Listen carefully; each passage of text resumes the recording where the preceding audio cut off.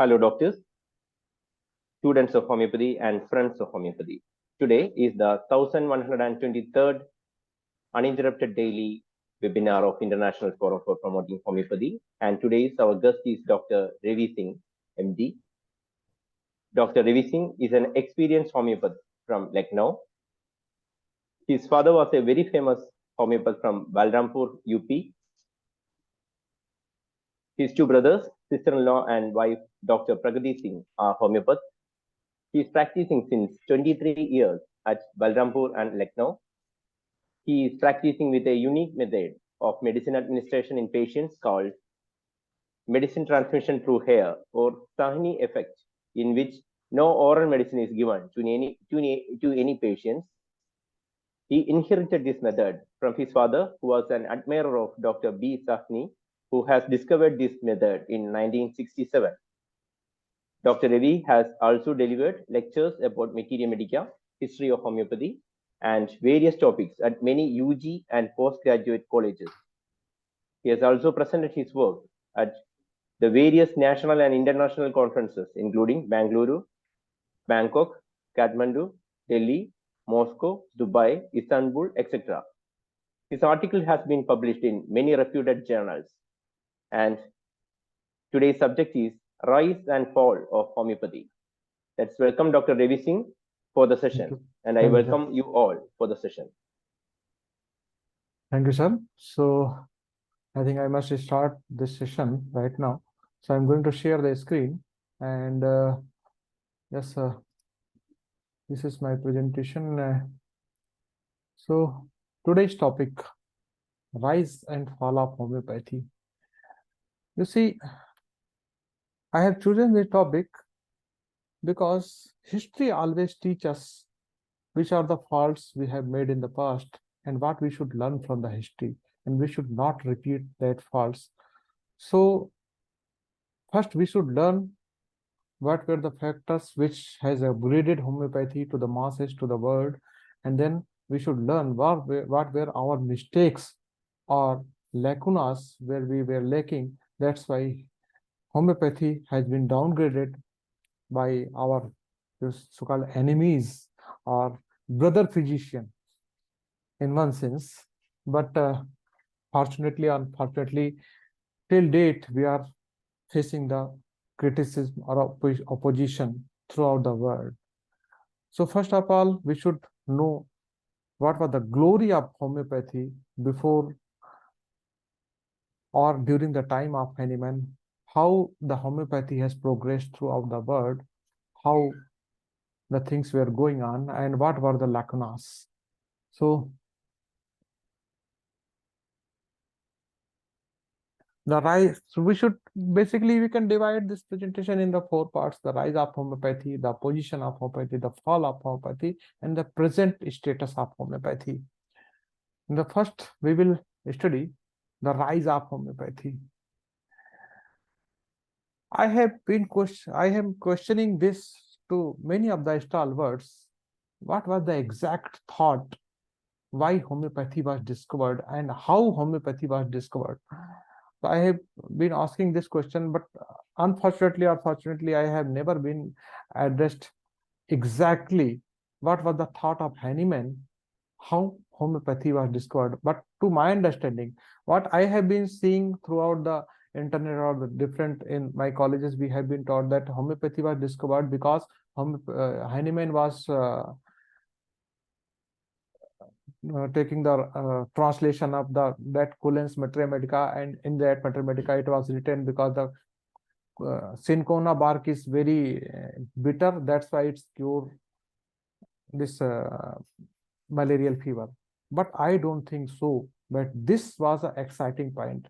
As my understanding, which I have gone through the different literatures, in the Cullen Materia Medica, it was written that it has power of exciting the intermittent fever, and that provoked Dr. Hahnemann to thought any substance has the power of provoking the intermittent fever.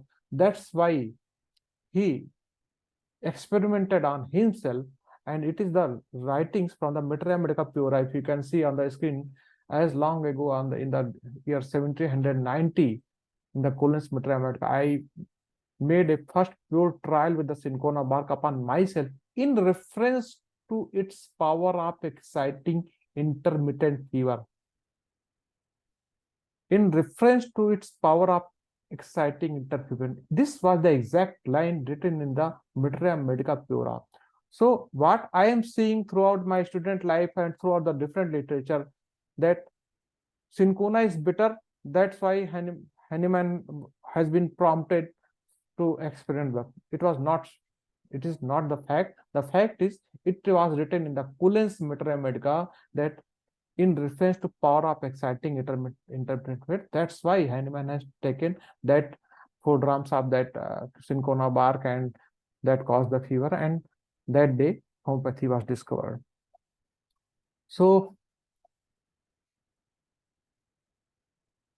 I took the several days as an experiment of formed of this is the original writing, which if you can see over the screen, how homeopathy was discovered, what were the symptoms that Hahnemann experienced, and in the last he has retired, discontinued cinchona juice, and was once more in good health.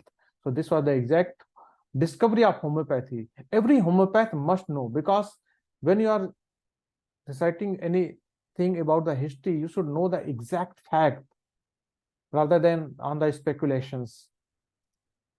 So this is the town of Mission where Hahnemann was living, and his father was, as all of you know, was a famous porcelain painter, and the China glass or porcelain factories were there, and Hahnemann was living in this particular town, and this was the Hahnemann's birthplace, Mission. I have a dream if I could ever visit. Dr. Sahni is fortunate enough that he has visited, and many of you might have visited this Germany at this my place of worship. And this house of mission in which Hahnemann was born is still standing.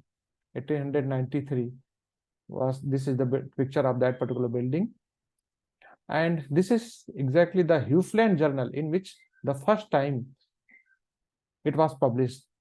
That experiment was 6 years before that Huffland journal, in an essay on ascertaining the curative power of drug. This was the essay published in the Huffland journal, the first day when homeopathy has been before the world. This was the experiment after the 6 years of cinchona experience.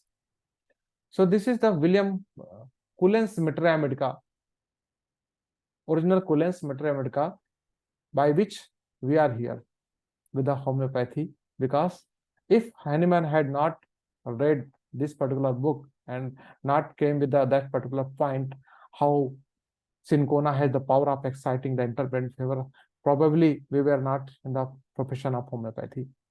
So this was the exact Cullen Materia Medica, and this was the first organon die Heilkunst. So way back to in those years when homeopathy was discovered, it was at that time, all of you which you were in the college time has underwent how this homeopathy has been discovered, and what was the situation, how Hahnemann has left his medical practice because of the barbaric practices at that time, and then he discovered the homeopathy accidentally while the translating of the Cullen's Materia Medica. But when homeopathy was discovered, the homeopathy has been taken by word because it was based on certain principle. Before the discovery of homeopathy, the medical science was in a very absurd way. There was no fixed principles, and there were different techniques which was making the patients more sick. That's why when homeopathy was discovered, it has been taken by the word in a very light, in a very good manner, and that causes the different establishment of the different homeopathy colleges. The buildings which you are seeing at your screen, the 1885 Hahnemann Medical College and the Philadelphia, and the Hahnemann Medical College of Philadelphia and the Broad Street. These are the different homeopathic buildings of that time. Why I am showing all these buildings? Because you can understand how homeopathy was rich at that time and how homeopathy was growing in that time. So this is Allentown Homeopathic Academy in North America, and you must be all knowing that the Kent was also the lecturer of this particular homeopathic medical college, Allentown College. And this is the building of Hahnemann Medical College of Philadelphia. This is Chestnut Street. It is the building of 1867. Now, 1850, this is Homeopathic Medical College of Pennsylvania, Hilbert Street. This is the building. I am just showing the richness of homeopathy at that time. This is Women's Hospital and Medical College, only homeopathic medical college with the women. There is a one, I think there is a now one homeopathic medical college in the Gujarat state, which is offering to the BHMS curriculum only the girl student. And this was the Women Homeopathic Medical College in the Philadelphia in 1920. Homeopathy in the New York. So I am going to narrate you how the homeopathy was there at that time. So the homeopathic medical medicine was particularly popular in the 19th century in the major urban areas. The more educated American tends to be homeopathic strongest supporter. New York first women medical college was established. In the New York Medical College for the women was a homeopathic school founded in 1863. 1863 with the help of Elizabeth Cady Sterner, an ardent follower of the homeopathy. The Royal Copeland graduated from the Homeopathic Medical College at the University of Michigan in 1889. He was the Dean of the New York Homeopathic Medical College from 1908 to 23. He was the Health Commissioner of the New York City from 1918 to 1923. Why I am saying you? Why I am narrating all these things? He was the Health Commissioner of the New York City, and he was a graduate from the Homeopathic Medical College. He was the president of American Institute of Homeopathy in 1908. I will later on decide how the American Institute of Homeopathy was established. Then in the late 1920, he was elected senator representing New York, and in 1838, he authorized the Food, Drug and Cosmetic Act of the 1938. So how influential persons, how the political persons were at that time in the homeopathy, I want to stress with these slides. You see, homeopathy was so popular at that time that Atlantic Mutual Life Insurance Company was organized in 1966, and it offered life insurance at 25% of the ordinary rate of the insurance. Why? Because it was supposed that the patients which are taking homeopathy are becoming less and getting diseased, and their lifespan is always high. It was only available to the patient of homeopathic physician. Despite this discount, there is evidence that more life insurance money was paid to the beneficiary of homeopathic patient because these people live longer. This is New York Homeopathic Medical College and Flower Hostel, 1917. If you can see this picture. Homeopathy in the Chicago. The first I have told you about the homeopathy in New York, now the Chicago. Abraham Lincoln, you all know, himself showed a special interest in homeopathic medical college.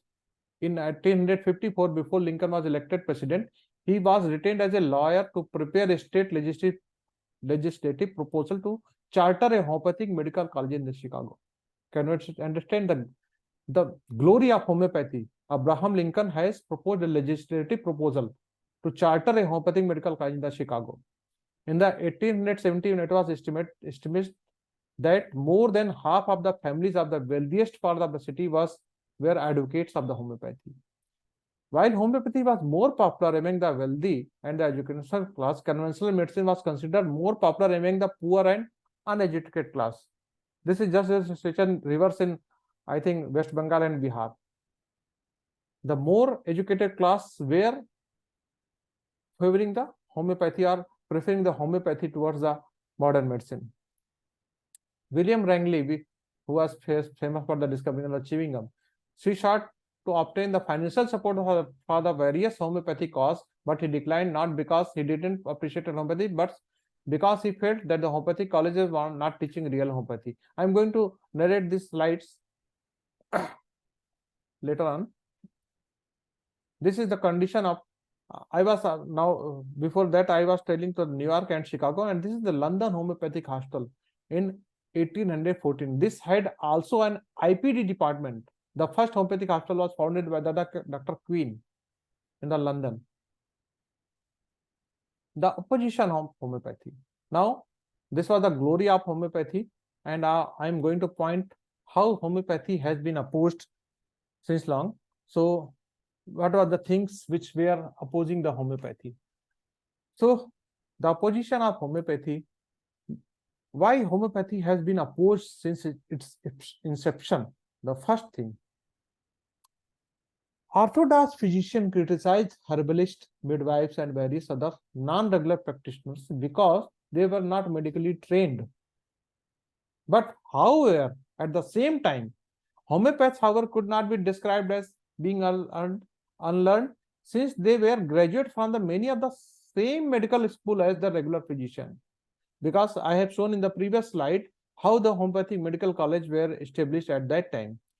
So homeopaths, however, could not be described as being unlearned. So the real fight was only between the homeopaths and the allopaths or regular school, not with the so-called herbalist or other, you can say, quacks.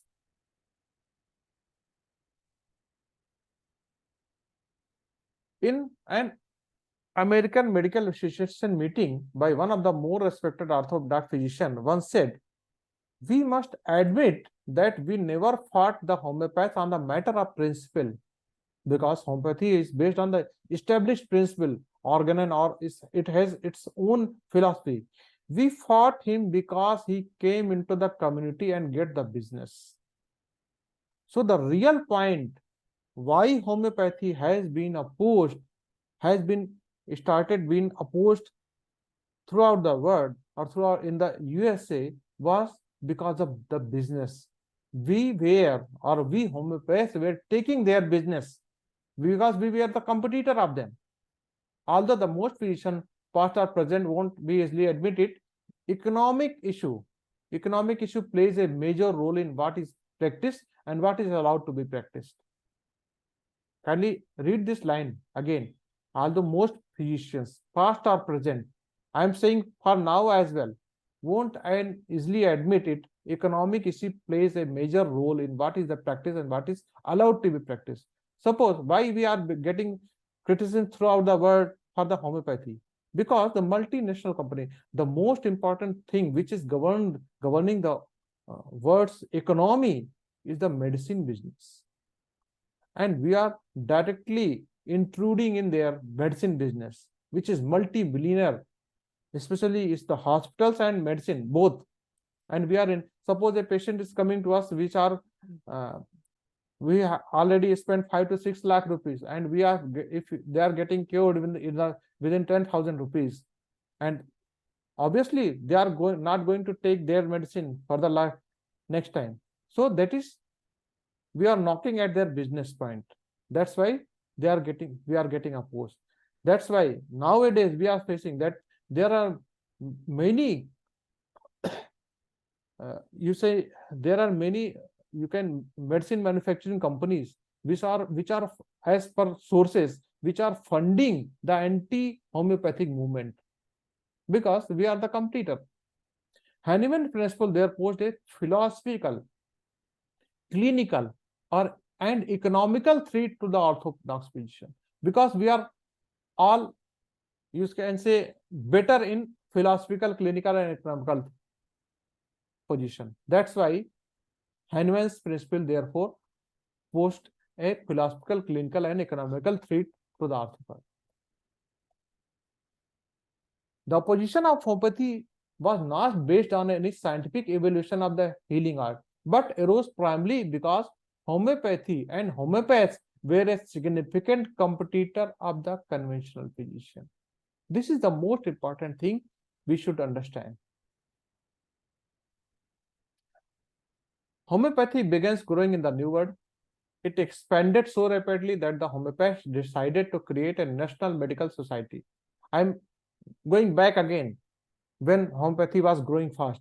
In the 1844, they organized the American Institute of Homeopathy, which becomes the America's first national medical society. National medical society, I am saying, the America's first national medical society, that is American Institute of Homeopathy. At the same time, there was AMA, American Medical Association of, in the 1846, 2 years later, a revival medical group found, which then vowed to show the development of homeopathy. This organization called itself the American Medical Association, AMA. Now you can, in the last line, you can see what was the level of the jealousy. In the 1855, the American Medical Association established a code of ethics which asserted that orthodox physicians would lose their membership in the American Medical Association if they even consulted with the homeopath. Can you reread? In the 1855, the American Medical Association established a code of ethics which asserted that orthodox physicians would lose their membership in the American Medical Association if they even consulted with the homeopath. This was the level of the jealousy, and this was the level of the fight between the allopath and homeopath. Downfall of homeopathy. Now, there are the many factors, but there are different factors which there are one, before going to this slide, I want to stress when I have already said about you that the economic factor was very important. You see, when homeopathy was discovered, that Hahnemann was practicing in the Germany, and Hahnemann, under the law, there was apothecaries. The pharmacies, which the name which we are using now, that is called as pharmacy, homeopathic pharmacy. At that time, there were the apothecaries which were preparing the medicines for the.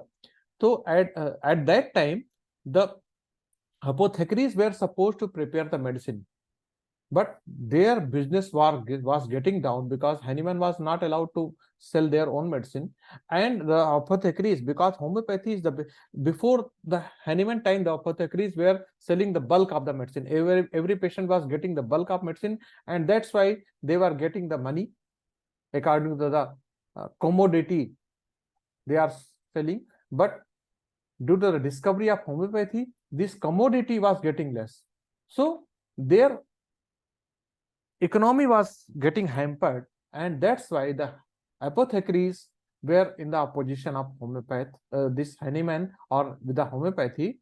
And they were also doing one major mistake, which is written in the history of homeopathy, that when the Hahnemann was, or their strict ardent follower were prescribing a single medicine to the certain patient, and they were allowed to purchase that medicine from the apothecaries. That apothecary, they are not going to charge much about giving that particular single medication or single dose. So what they were doing, they started to send their own medicine, to sell their own medicine or additional combination medicine to their patients, and that was also hampering the patient's health, and that was also one of the factors which led in the downfall of homeopathy. So there were three factors. One is the political, another is the economic, and the economic inside the homeopathy, inside this apothecaries. So now I'm going ahead to the downfall of homeopathy according to the education. So actually, when homeopathy was discovered, when the colleges were established, they were here just to take the opportunity for the economic or for the they want to earn their bread and butter with the homeopathy, but at the same time they were not so keen about learning the homeopathy. So when they were not keen about learning the homeopathy, learning the homeopathic principle, learning the Materia Medica, learning the classical homeopathy or single remedy homeopathy, that was causing the downfall of homeopathy. How? So first, we can go for the downfall of homeopathy with the Julius Hempel translation of the Hahnemann's work. His misinterpretation and mistranslation in the homeopathic word. What was? Because he was an allopathic way of thinking. So he was translating the literature in their own way. And that was also one of the cause of downfall of homeopathy, because when the literature is not correct, obviously that is going to hamper in the long run. In the 1817, Carl Denham made his famous speech before the American Institute of Homeopathy called Liberty of Medical Opinion and Action, a Vital Necessity and Great Responsibility. Because during the Hahnemann time, if you go through the history, at the Hahnemann time also, Hahnemann was being opposed because there were homeopaths which had formed a society and they were started practicing with the polypharmacy. And later on, in that particular society, Hahnemann was expelled from that particular society because Hahnemann was very strict in his principle. So this was the situation. The speech provided license to the pseudo-homeopath to practice their eclecticism. 4 years later, in the 1874, the word homeopathy was stricken off as a requirement for the membership of American Institute of Homeopathy. Now you can understand. The association was American Institute of Homeopathy. The word homeopathy was stricken off as a requirement for the membership of American Institute of Homeopathy. Denham said, let them practice as they judge best, and in the long run, they will be convinced that pure homeopathy is the only way to practice. What eventually happened was that the pseudo homeopath had greater freedom to call homeopathy what they practiced, taught, and wrote about. But that was not the real homeopathy. In the society and college, the fundamental principle of homeopathy were not even taught. There was one other factor. When homeopathy was started growing, there are the different allopathic doctors who started to practice homeopathy, but they were only came here with the glory of homeopathy, but they doesn't wish to learn the principle or stick to the principle of homeopathy, and they were prescribing with their own whims and fancies, and that's why they were not getting the results. Homeopathy has become very popular in the North America during the early years due to the amazing success obtained by the old gods during the epidemic of cholera, scarlatina, malaria, and yellow fever. All of you must be aware that homeopathy, even in the India, when in the Calcutta, the homeopathic doctors which came first time in the Calcutta, they were famous about the cholera doctors, because at that time cholera was very lethal. So for the physician, it was often better to be known to be practicing homeopathy than allopathy. I am telling you about the earlier situation before the turn of the century.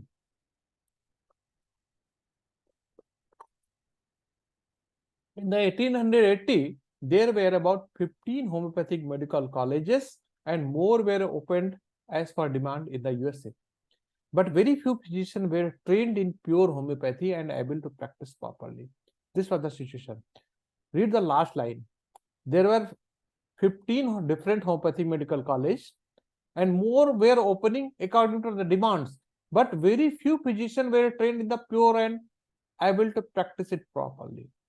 So there were homeopaths, they are getting admission, they are homeopathic graduates, but they were not trained properly to practice homeopathy as it is termed. So most of them practice mixed homeopathy with the allopathy. There are two problems. Either they were not practicing proper homeopathy, or they were mixing homeopathy and allopathy.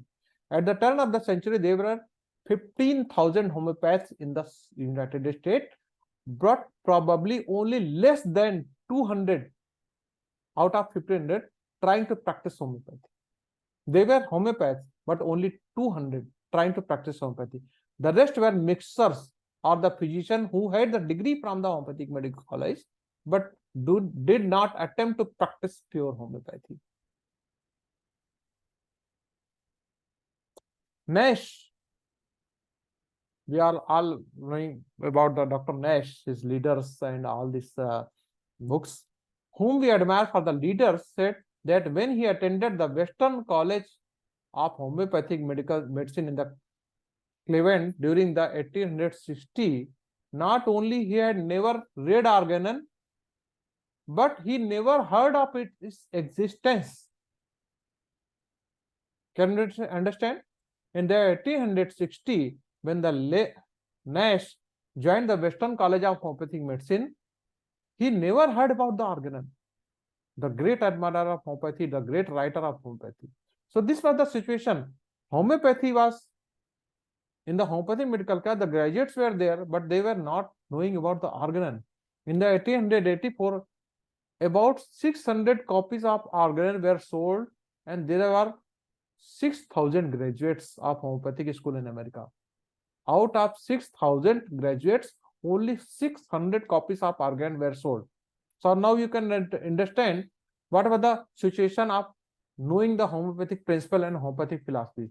Even the large number of book has been brought by the layman, because homeopathic physician like Lippe has their patient read to. The Lippe was one of the greatest homeopaths of that century, and he was purchasing that organon with their own money, and he was distributing organon to read their patients. So this number, the 600 copies, also include the Lippe's purchase of that particular organ.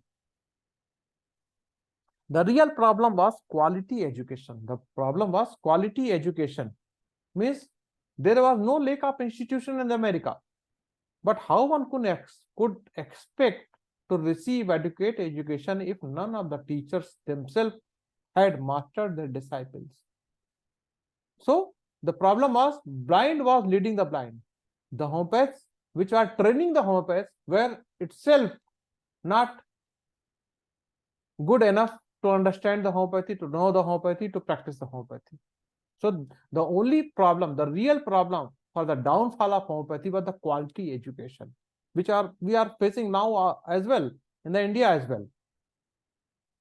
So coming to that point later on. So the rise of homeopathy, the efficacy of homeopathy.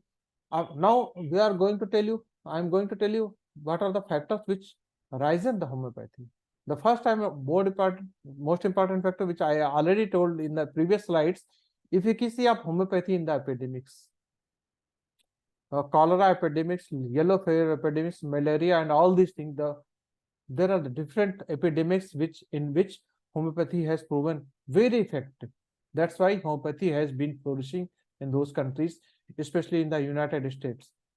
The second is the rise of homeopathy was due to obviously with the stalwarts and the revival by politicians and the famous personalities. Like I have told you that Abraham Lincoln was one of the greatest admirer of the homeopathy, and there are many famous personalities as well.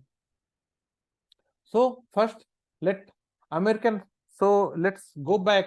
What was the American School of Homeopathy? That contains the P.P. Wells, Dr. Carol Dunham, H.N. Guernsey. He was very famous for the keynote prescribing and keynote system of the medicine. The Constantin Lippe, the son of the Adolf Lippe, the Nash, the S.C. Allen, Farrington, father and son, Yingling, and Fulford Materia Medica, we were seeing. These were the stalwarts who flourished homeopathy, who nourished homeopathy with their literary work, and who practiced classical homeopathy at that time. And that's why homeopathy was very popular at that time in the United States.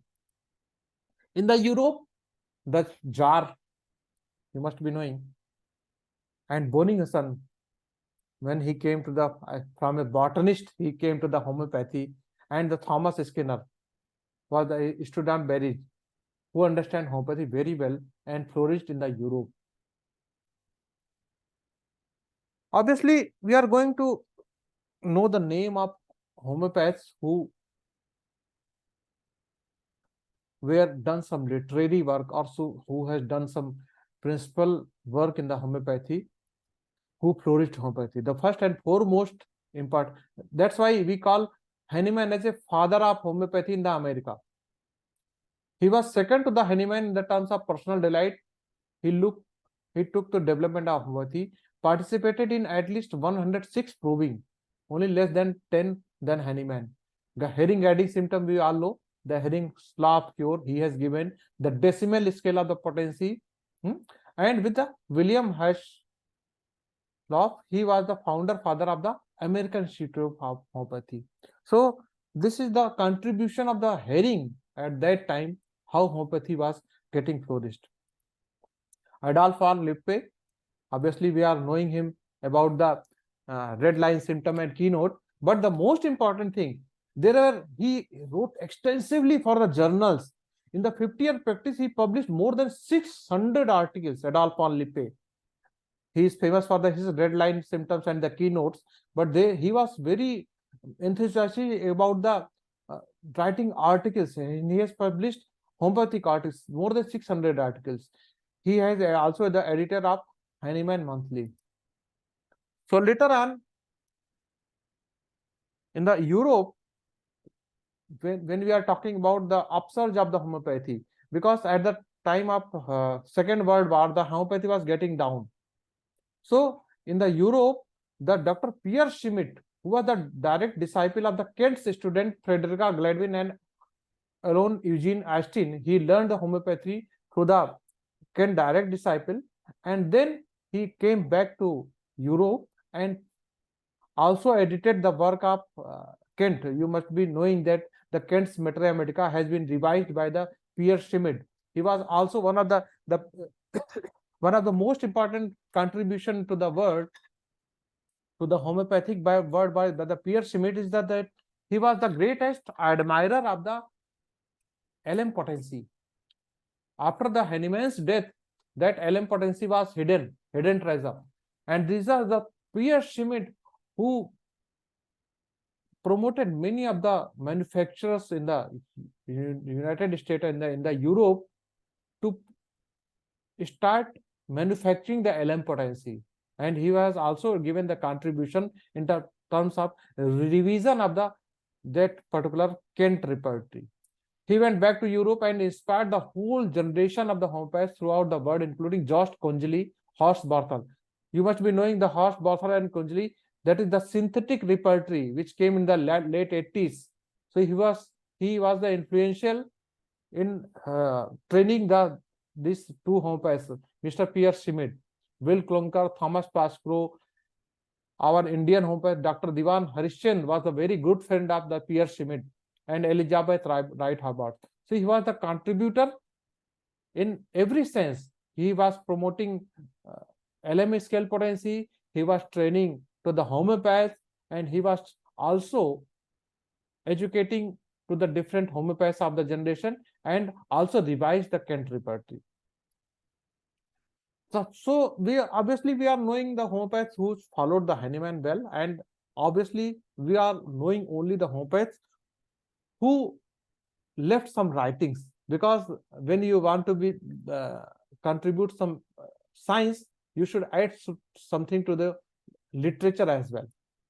So these were the factors which causes the upsurge of the homeopathy. Now again, coming to what were the factors for the downfall of homeopathy. The very important factor for the World War. During the World War, thousands and millions of the soldiers were getting injured, and they were not getting the response from the homeopaths as it was expected. So this was also one of the reasons for the World War. Let me also narrate one story, a very important story I mentioned to forget. You see, homeopathy was getting popular in this Germany, in the Paris actually, because you know Napoleon was an intruder who has a dream to victory over the world, and he was conquering, he was trying to conquer that Russia. So he was coming through the Siberia side, and he was attacking the Russia.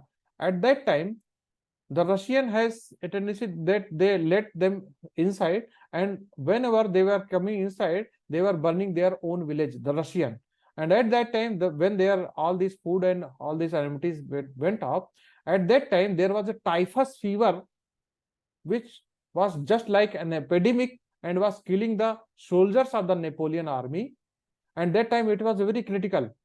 The Napoleon's wife and Hahnemann's second wife, they both were from the very elite family, and they were friends. So Hahnemann's wife has been requested by the Napoleon's wife if Hahnemann could treat their soldiers for the typhus fever, and Hahnemann sent the medicines for the typhus fever, and there was wonderful recovery. And that's why homeopathy again gained the reputation in the, this is mentioned in the book of Dana Ullman. You can read for this story as well. So I was again saying about the different story of this downfall of the homeopathy. There was another death blow because of the discovery of, just after the World War, there was a discovery of the penicillin by the Alexander Fleming. Alexander Fleming was a person who was a biologist, and accidentally he discovered the penicillin. And penicillin was a wonder drug, which were curing everything, like anything. So homeopaths were considered as a slow medicine, and penicillin discovery was also one of the factors. Another factor which you might have gone through, that there are the different division between the homeopath. The division between the homeopath was there are mother trencherist and high potency, the introduction of the patent and combination medicine. And it is not only that these things are coming nowadays only. It was since the time of homeopath, Hahnemann, there were the persons, there are the homeopaths which were advocating low potency or a mother tincture or combination medicine. And that was also one of the major reasons for the downfall of the homeopathy. So history repeats itself. You must be knowing the similar situation is happening in India, especially in our Maharashtra state, when even the members of the different councils, Central Council of Homeopathy, were advocating that homeopath must be allowed to practice allopathy. And this was the same situation which happened in way back in the turn of the century. The homeopaths were practicing allopathy, a mixture of the homeopathy, and that was causing the downfall of homeopathy. That's why I always stress that don't repeat the same mistake. Organ and homeopathic subjects were not taught at that time. And nowadays, I am seeing, because I am frequently seeing the students which are coming from the different homeopathic colleges for my assistant doctors, and they were also been told that organon is a subject which should be only learned for the passing in the exam.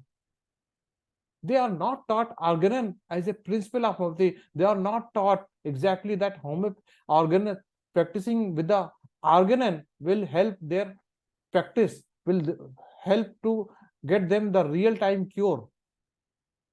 So good practitioner had no time to teach or contribute the literature, and bogus teachers are teaching what they have partially learned about the homeopathy. This is the same situation which has been at the time of turn of the century. The homeopathic materia medica are taught by the teachers who themselves have no clinic or practice allopathy or combination in their clinic.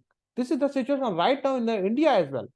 There are many teachers I know personally that either they are teaching in the homeopathy colleges, but they don't have either their own clinic or they are practicing allopathy in their clinic. So how we can expect they are going to teach the real materia medica to their students? So these are the factors. Now the revival has begun. There are different homeopaths or new homeopaths like George Withelkas, about which we are knowing that he has coined the term classical homeopathy, and he has revived throughout the world the homeopathy. Like he has trained a generation of the homeopaths. We are following the different talks of classical homeopathy, the essence of Materia Medica, Viva. He was also the person who behind was with the radar project with the Withelkas expert system. There are the different new homeopaths like Roger Morrison. Andre Sahni is a very famous homeopath from the USA. Robin Murphy, who left us in the COVID, was very instrumental in the formation of that particular Murphy repertory. Jeremy Shear, Franz Vermeulen, who has given us Materia Medica for this periodic table. Will Tyler, John Charlton, who has given us the Materia Medica for the elements, and our Indian homeopath, Dr. Praful Vijaykar, who has trained a generation of homeopath for practicing single remedy. Dr. Farooq Master, Dr. R.P. Patel, who was very famous for collection of the largest library in the India. Dr. R.P. Patel was also instrumental in establishing the LM potency.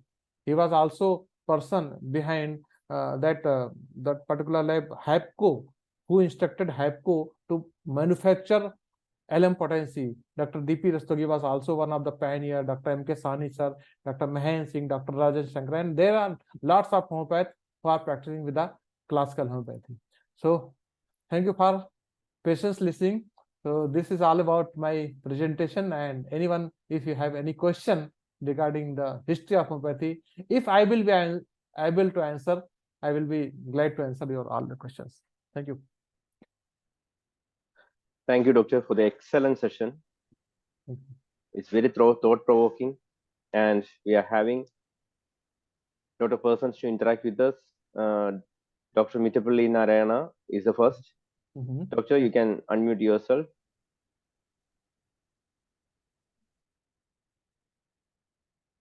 Sir, good evening, sir. Good evening. Good evening. Sir, excellent presentation. But in this Lancet, what it has written, and downfall of homeopathy and the close of London Homeopathic Hospital in England. So, what are the causes for that condition, and close down the MF home this course? You see, there are And also in India nowadays, what you said, fake teachers, who are practicing allopathy in their clinics, but they are acting as a teachers and teaching fake medicines, multiple pharmacy versus single medicine. Actually, they are not It is a exactly. debate. Yes. Actually, they are not teaching multiple medicine, but the students are, if they are during their college days, if the students are seeing that their teachers itself are not practicing homeopathy, how they are going to get convinced with the single medicine? No, sir. They himself practicing homeopathy in hospitals of homeopathic colleges. Yes. They are prescribing 4-5 medicines at a time, Exactly. or mother tinctures and biochemics at a time, leading to hazardous results. Telling that recently I attended one of the PhD workshop. There, one of my colleagues saying that whatever we might prescribe, 3 or 4, 5 medicine, result तो हो रहा है ना, तो homeopathy single medicine से क्या करेगा ऐसा? They don't understand exactly the result. They don't understand the difference between palliation and the cure. Suppose a patient is coming to us, they were not getting result with the allopathy. They were getting the result. The only problem is what is need to be cured must be understood. Because they were getting the painkiller, they were getting the antibiotic. Obviously, they must be getting some benefit, but they were not here for same type of the treatment. They were here for the cure, not for the palliation. And one must understand between the difference between the cure and palliation. The only thing. That's why the teaching of organon is very important. The hearing slap cure is very important. And your second question, why homeopathy has been getting banned or Lancet journal in UK? You see, in the United States, the Prince Charles is very much advocate of the homeopathy. He was greatest admirer of the homeopathy. But at the same time, what I have initially said in my first or second slide, it's all about the money game. It's all about the money game, because homeopathic market is getting or growing bigger and bigger, and that's why these pharma companies are producing their biased homeopathic research, the double-blind controlled trial, which are very limited. If you go through the different articles of the Dana Ullman, you can rightly read that the different studies are going on which are biased studies. Actually, in my personal opinion, the double-blind controlled trial method is not applicable exactly with the homeopathy. Because in homeopathy, how we can access this? Suppose I have 5 patients of malaria. How my patients are getting double-blind control trial? Because every patient is getting different medicine. So how we can get? And the criteria for establishing the homeopathy works or not work is their double-blind control trial. That's why they are with the Lancet or all these journals. They are actually funded by the allopathy companies. So this is the question. Now again, I think there is one question from Dr. Sridhara. Yes, we have Dr. Sridhar Group. Yeah. Doctor, Yeah. please. Just unmute yourself, sir. Unmute. Yes, unmute. yes, it Yes, is sir. already Yeah. unmute. Yeah. Sir, it was excellent section. Really speaking, it is very, very good. But I appreciate you. But I went to that 2018 and that there in America, I searched for one homeopathic shop, but it was on the way to Chicago.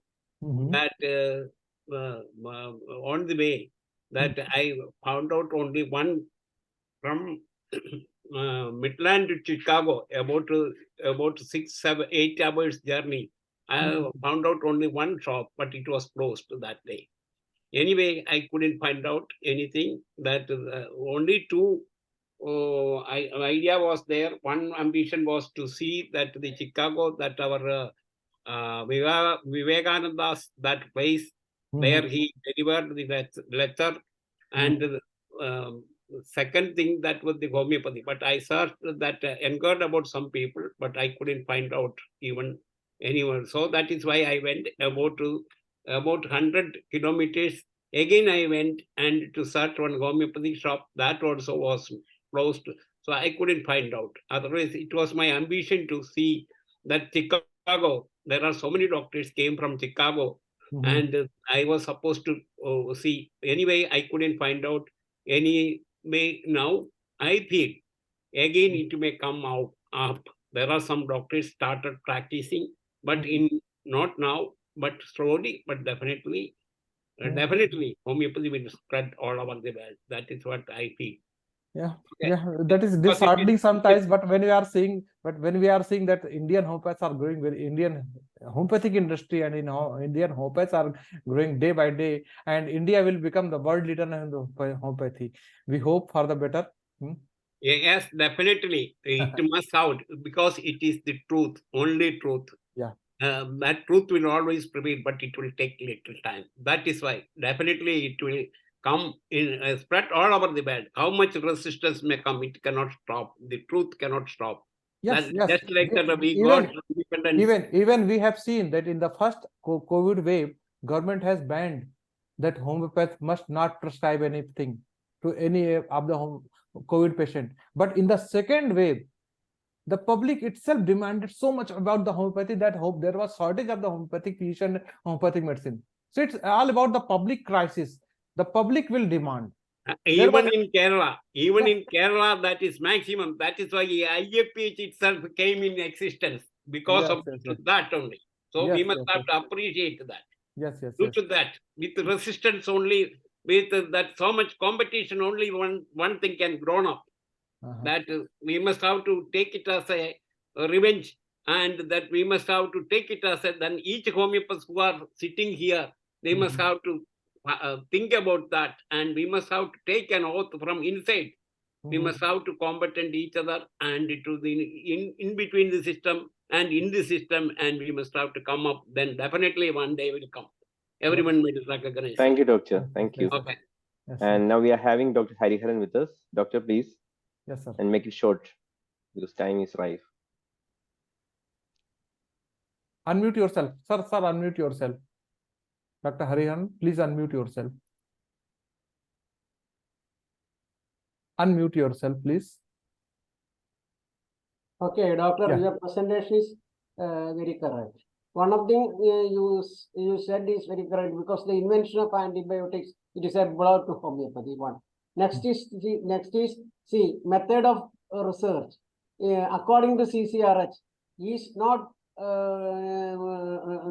do any good for homeopathy. A separate method should be done for the research of homeopathy and find out the result and establish the result. And these are very important.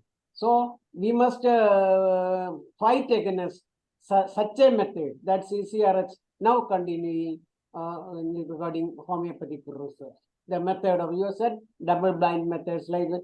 It is not suitable for homeopathy. Exactly, sir. Exactly. In several platforms, I said like this. Yes. Exactly, sir. Several platforms. But the thing is not like that. All the homeopath has a impression that the CCRS is not going that good to that research and homeopathy. But when I have listened the last topic of the Dr. Kaushik, the now director of this CCRS, and CCRS is now doing the excellent work.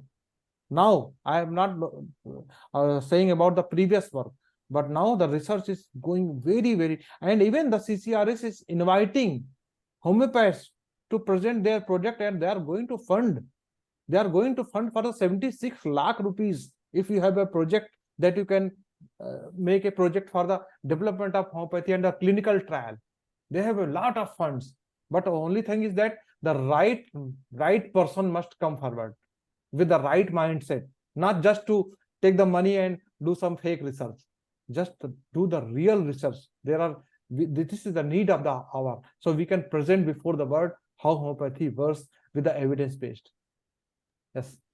Dr. Thank you, Herbert. Doctor. Yeah, Dr. Herbert. Yeah. Hello. And Hello, Doctor. Yeah. Hello. Very nice, beautiful presentation. Thank you. It must be heard here. All of them must hear your talk. That is that you. much impressive. Your talk was, you are going all the histories and all the theories and all incorporated and conjoined together. So a very nice presentation, but there is a good thing I want to say that day after day we are uploading everything in the this YouTube. So everybody should watch. Tomorrow you can see these presentations. So you again and again go through all these things, and we can learn more from you. Thank you very much, Doctor. You are always welcome to our. You are developed a new system. We still remember the hair theory, hair medicine theory. Yes. So we don't know what are the things homeopathy can do. Many things. So. Thank you very much, sir. Okay. Thank you. Thanks, sir. Thank you.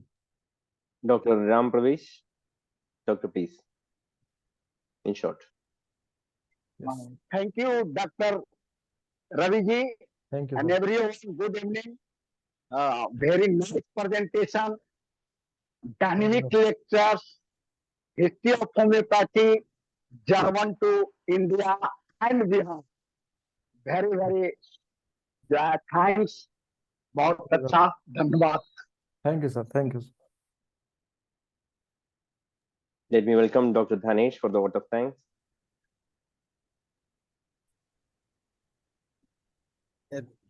Thank you, Dr. Bindraj, and good evening, Dr.